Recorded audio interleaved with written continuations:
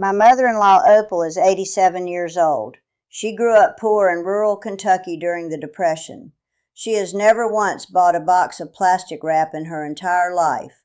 And every time I open her refrigerator, her food looks better than mine does. That got under my skin. I started asking her questions.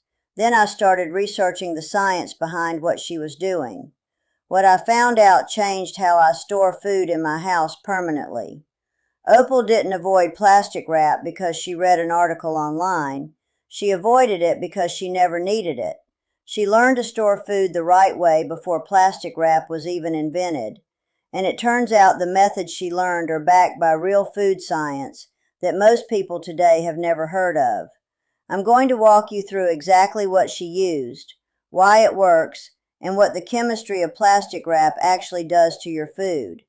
None of this is opinion. All of it is documented. If you're new here, my name is Sue Ellen. I cook real food from scratch on a homestead in Kentucky. I am not here to sell you anything. I'm here to show you what actually works. Hit that subscribe button so you don't miss what's coming. We cover real food preservation every single week. Let me start with plastic wrap itself, because most people have no idea what it's made of or what it does when it touches your food. The original plastic wrap sold in the United States through most of the 20th century was made from polyvinylidene chloride, PVDC. You might know it by the brand name Saran Wrap. PVDC is an incredibly effective moisture barrier. That's why it was used. But PVDC doesn't stay rigid on its own. Manufacturers added plasticizers to keep it flexible and clingy. Those plasticizers are what caused the problem.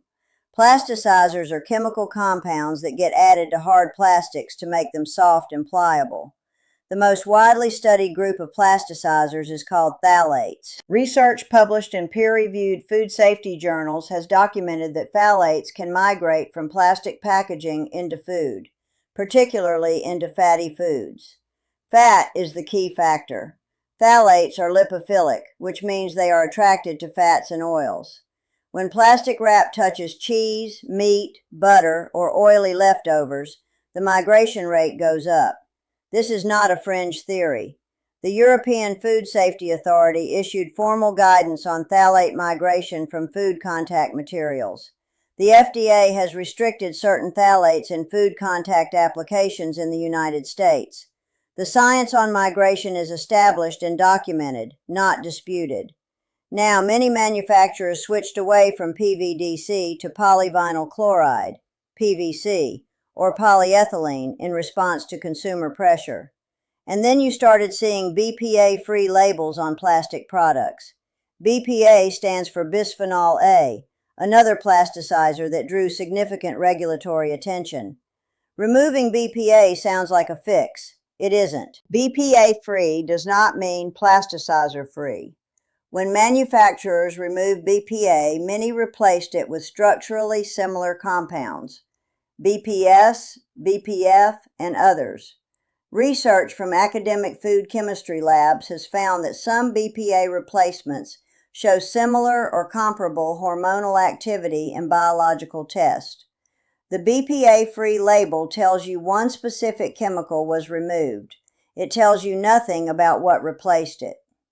Beyond plasticizers, there is now a separate and growing body of research on microplastics in food. Studies have documented microplastic particles transferring from plastic food contact materials to food during storage. A study published in Environmental Science and Technology found microplastic particles in a wide range of food products that have been stored in plastic containers. The longer the contact time and the higher the fat content, the greater the measured transfer. Opal didn't know about microplastics in 1958, but the methods she learned completely sidestepped the problem because her food never touched plastic in the first place. Here is what she actually used, and I want you to understand the science behind each one, not just copy it blindly. The first thing Opal used was damp cloth covers for produce and salad greens. She would drape a clean, slightly damp cotton cloth over a bowl of vegetables in the refrigerator. I watched her do this my entire adult life without understanding why it worked better than sealing things tight. The science explains it. Fresh produce is still alive after you harvest it. It is still respiring, taking in oxygen and releasing carbon dioxide and water vapor. It also releases ethylene gas, a plant hormone that triggers ripening and eventually decay. When you seal produce tightly in plastic wrap, you trap ethylene gas right against the food.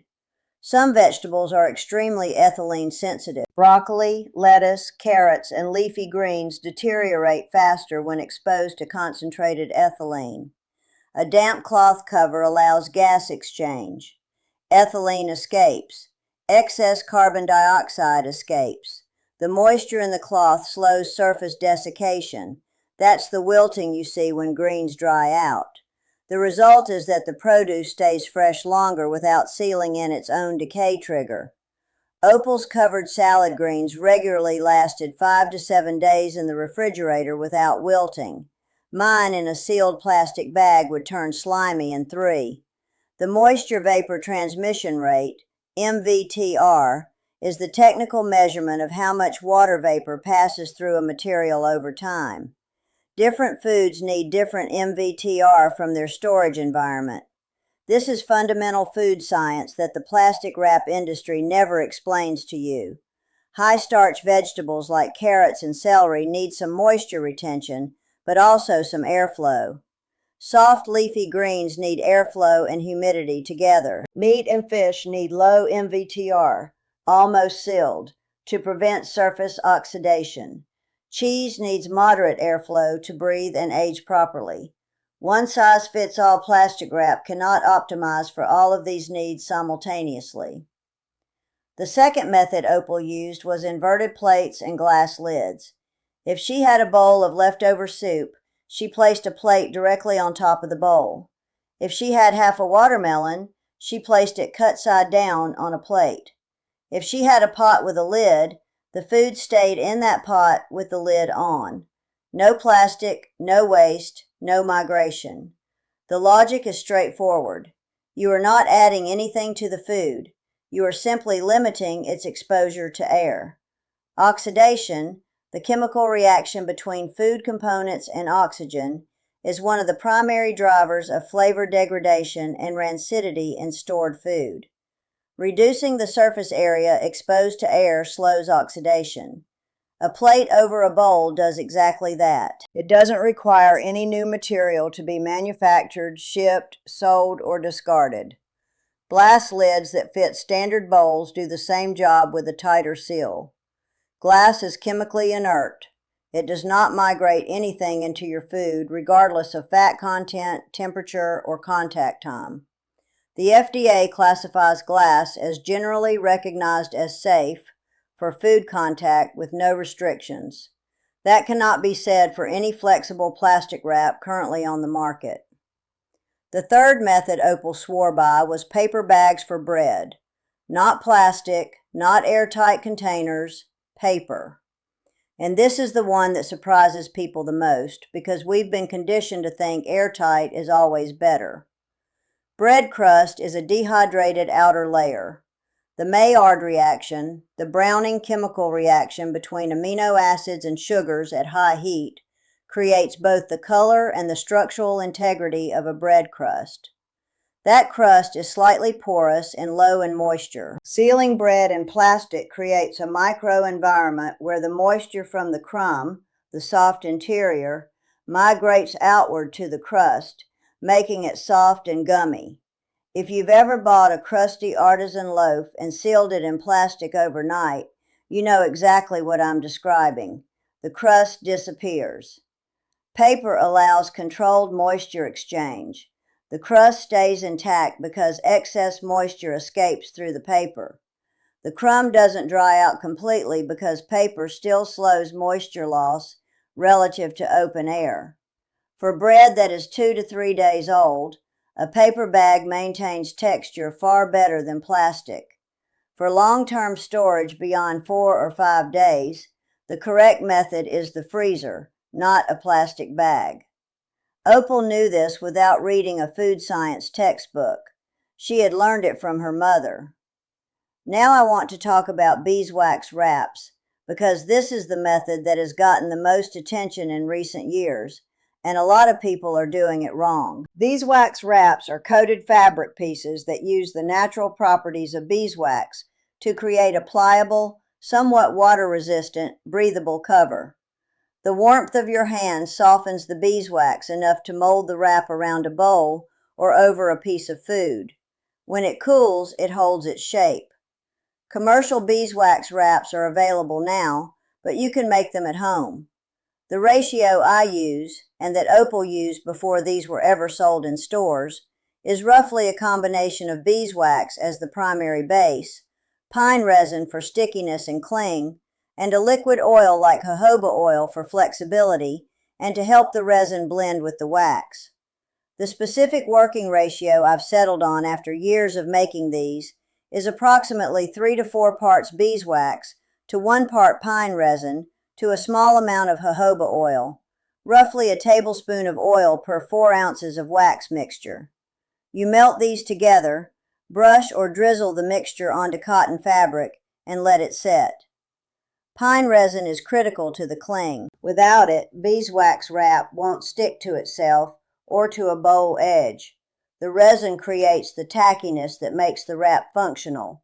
Pure beeswax alone makes a stiff, non-clingy coated fabric that slides right off. I see a lot of homemade beeswax wrap recipes that skip the resin, and then people wonder why their wrap doesn't work. Beeswax wraps are not appropriate for raw meat or raw fish. The wax surface is not easy to sanitize thoroughly, and cross-contamination risk is real. For those foods, Opal used glass containers with glass or ceramic lids, or she cooked what she was going to cook before it needed to be stored. The refrigerator itself is a tool that most people use wrong. This is the root cellar principle translated into modern life. Root cellars work because of 2 variables, temperature and relative humidity, managed in different zones. A good root cellar has a cooler, drier area for potatoes, onions, and squash. It has a cooler, more humid area for root vegetables like carrots, turnips, and beets. Apples are kept away from everything else because of the ethylene they release. Cabbages go in their own section. Nothing is stored randomly. Your refrigerator has the same zones, and almost nobody uses them correctly. The back of your refrigerator is coldest, typically 33 to 35 degrees Fahrenheit, because that's closest to the cooling coils. Raw meat and fish belong there. The front of the shelves is several degrees warmer. Leftovers and ready-to-eat foods do fine there. The crisper drawers are designed to maintain higher relative humidity than the main compartment. Produce that wilts, lettuce, herbs, cucumbers, bell peppers, belongs in the crisper with the humidity vent mostly closed. Produce that does better with lower humidity, apples, pears, mushrooms, belongs in the crisper with the humidity vent more open. The door shelves are the warmest part of the refrigerator because they're exposed to room temperature every time you open the door. Milk does not belong in the door shelf. Butter and condiments belong there. Eggs belong on a middle shelf at consistent temperature. Most people have this completely backward. Opal kept her refrigerator organized by these principles without calling them by their technical names. She called it putting things where they make sense. It's the same principle. Now let me give you the economic math, because I know some people are looking at their roll of plastic wrap and thinking this is not worth the switch. A standard roll of plastic wrap, 200 square feet, costs roughly $3 to $4 at a grocery store. The average American household uses about 2 to 3 rolls per month, based on usage surveys from food packaging industry groups. That's $6 to $12 per month, or roughly $70 to $140 per year on a product you're buying specifically to throw away. A set of 4 silicone stretch lids that fit multiple bowl sizes runs about $10 to $15 and lasts for years. A set of glass storage containers with glass lids runs $25 to $50, depending on the set size, and lasts indefinitely. A batch of homemade beeswax wraps costs about $8 to $12 in materials and makes 10 to 15 wraps that last a year or more with proper care. A set of reusable cotton bowl covers costs less than $10. The reusable setup costs more up front. Within 12 to 18 months, it has paid for itself and you're spending nothing on single-use wrap. Opal has been spending nothing on single-use wrap for 80 years. The math isn't complicated. I want to talk about one more thing that Opal taught me, and it's not about any specific storage method. It's about the mindset behind all of it. Opal grew up in a time when you did not waste food, and you did not spend money on something you could avoid buying. Not because it was trendy, but because there were real consequences if you did. Food that went bad was food you couldn't eat.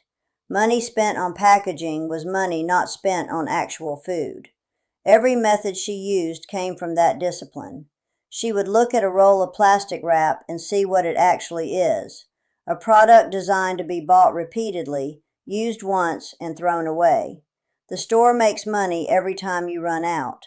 The company that makes it benefits from the fact that it's not reusable. Every roll you don't buy is money you keep. Every piece of food you store correctly is food you don't waste. The store wants you to keep buying. I want you to stop needing. That is not an anti-business statement. It's just the truth about who benefits from the current system and who benefits from changing your habits. You already paid for the food. The methods Opal used are designed to protect that investment as long as possible without adding to it. Here is what I personally use today, after years of transitioning off single-use plastic wrap completely. I use beeswax wraps for cheese, cut fruit, bowls of leftovers, and covering dough during rising. I use glass containers with glass lids for anything liquid or high in fat. I use silicone stretch lids for bowls and pots where a close seal is needed. I use damp cotton cloths for produce in the refrigerator. I use paper bags for bread, and I freeze anything that won't be eaten within 3 days. I have not bought a roll of plastic wrap in 4 years. My food does not go bad faster. In most cases, it keeps longer because I'm using the right method for each type of food instead of defaulting to one material for everything. Opal didn't have beeswax wraps by that name. She had scraps of waxed cloth her mother taught her to make. She didn't have silicone lids. She had plates, bowls, and lids that fit. The materials have updated. The principle is the same. Protect the food without contaminating it, and don't spend money on something you only use once. The Depression taught that generation something that prosperity tried to undo. When you don't have much, you are forced to understand how things actually work. You can't afford to waste. You can't afford to buy packaging for your food. You learn to store things the right way because the consequences of doing it wrong are real. We don't live in the Depression, but the food science didn't change just because we got wealthier. Ethylene still triggers ripening. Phthalates still migrate into fat. Glass is still inert. Paper still lets bread breathe. These are not Depression-era superstitions. They're chemistry. Let me add something that I didn't fully understand until I spent time really watching how Opal handled food before it ever got to the refrigerator. She treated food storage as starting the moment she came back from the market or the garden, not the moment she had leftovers to deal with. That shift in timing matters more than most people realize. When Opal brought home vegetables from the garden, she sorted them immediately. Anything that gave off ethylene, tomatoes, apples, pears, stone fruits, went into its own area, away from everything else. Cucumbers, bell peppers, and lettuce went directly into the crisper drawer. Potatoes and onions never went into the refrigerator at all. They went into a cool, dark cabinet away from direct light and heat. Root vegetables, with their greens still attached, got the greens removed before storage, because the greens pull moisture from the root and accelerate wilting. None of this required plastic wrap. It required knowing which foods want cold and which ones want cool but not cold. It required knowing which foods release gas and which foods are sensitive to that gas. These are not complicated facts. They're just facts that the packaging industry has no financial interest in teaching you. Potatoes, for example, should never be refrigerated. The cold temperature converts potato starch to sugar, which changes the flavor and makes them more likely to turn dark when cooked. Sweet potatoes have the same problem but are even more cold sensitive. Opal stored potatoes in a wooden crate in the basement. They kept for months. I've seen people store potatoes in the refrigerator in plastic bags and wonder why they taste off after 2 weeks. Tomatoes should never be refrigerated either. Cold temperatures break down the cell walls of tomatoes and destroy the volatile aromatic compounds that give them flavor. A tomato stored at room temperature and eaten within a few days tastes like a tomato. A tomato stored in the refrigerator tastes like almost nothing. Opal kept tomatoes on the counter stem side down. Stem side down slows moisture loss through the stem scar. Another simple method with a real physiological explanation. Herbs are another area where plastic wrap is completely wrong. Soft herbs like parsley, cilantro, and basil need to be treated more like flowers than vegetables. You trim the stems, put them in a small glass of water, and either keep them on the counter for basil or loosely covered with a damp cloth in the refrigerator for parsley and cilantro. Sealing fresh herbs in plastic accelerates decay because you trap the moisture and create conditions for mold. Opal's herbs in a glass of water lasted a week to 10 days. Mine sealed in plastic lasted 3 days before going slimy. There is also a principle Opal applied to cooked food that I want to make sure is clear. She never put hot food directly into a sealed container. She cooled it first, always. This is both a food safety practice and a storage quality practice. Hot food placed in a sealed container creates steam condensation on the lid, which drips back onto the food and creates waterlogged leftovers. It also raises the temperature inside your refrigerator, which affects everything else stored nearby.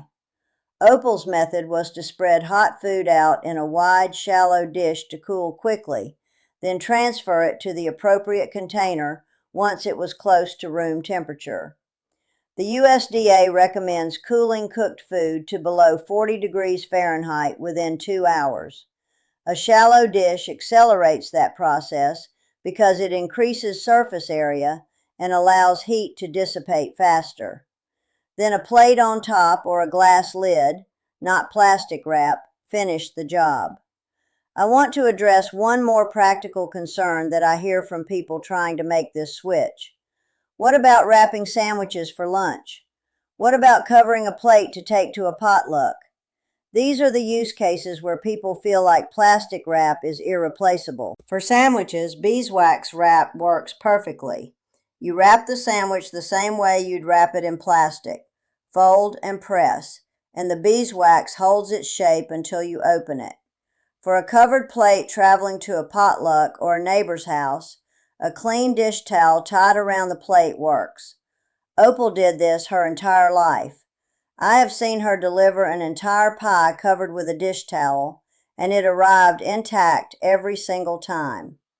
For wrapping raw meat that you've purchased and want to repackage for the freezer, the correct material is butcher paper, specifically freezer paper, which has a poly coating on one side that seals against moisture. You wrap the meat tightly in the paper, poly side in, tape the seam, label it with the date, and freeze. This is how butchers have wrapped meat for a century. Butcher paper doesn't shed microplastics. It doesn't migrate plasticizers. It costs very little, and it works. Once you start seeing what each material actually does, why it was designed, who benefits from you buying it repeatedly, what it does to your food, you start making different decisions. Not out of anxiety, out of understanding. Opal didn't need a research paper to tell her that a damp cloth over her vegetables worked better than wrapping them tight. She had decades of direct evidence in her own kitchen. The research just explains why she was right. The methods and the science agree. That's usually a good sign that something is worth paying attention to. I've given you a lot of information today. Let me bring it together into something you can actually use starting tonight. Stop storing cheese in plastic wrap. Use beeswax wrap or a piece of parchment paper and then a loose cloth. Stop sealing your leftover vegetables in a bag. Use a damp cloth cover in the crisper drawer with the vent open slightly. Stop putting bread in a plastic bag. Use a paper bag or a clean cloth bread bag. Stop wrapping your cut fruit in plastic. Use a beeswax wrap or an inverted bowl. Stop refrigerating your tomatoes, potatoes, onions, and basil. Keep them at room temperature in the right conditions. Stop buying something designed to be thrown away when better options exist. These are not sacrifices. These are upgrades.